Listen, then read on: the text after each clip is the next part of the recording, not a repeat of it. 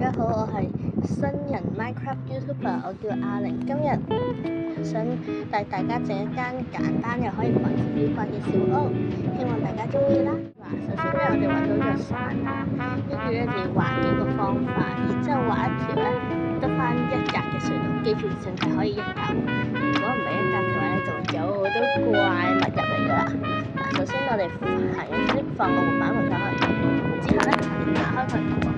開筆，跟住畫翻個適合自己嘅山出嚟啦。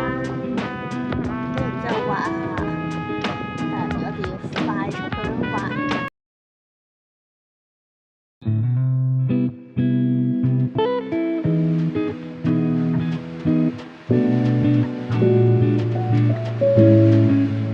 咁我哋咧就已經畫好成個空間啦喎，跟住通道上面嘅石頭畫一格。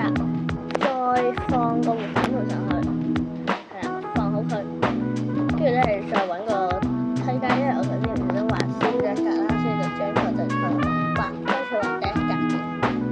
跟住咧，如果好似我咁樣咧係上唔到去嘅，千祈唔好開始我咁樣話，記得畫多格。然之後咁樣咧，我哋就可以製作到一條通道啦。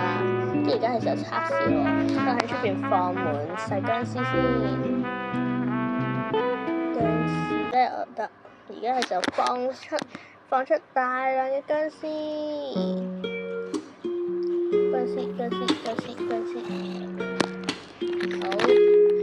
好啦，放得夠多啦，咁咧我就要趴喺個條隧道入面測試下咯喎，切換模式，生存。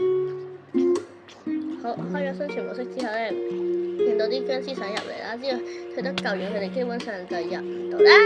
細僵屍，但係得細僵屍係可以入嚟嘅啫，所以呢個嘅缺點就係有機會細僵屍會入嚟。不過好彩，細僵屍基本上都唔會生死。咁我哋咧為咗防止呢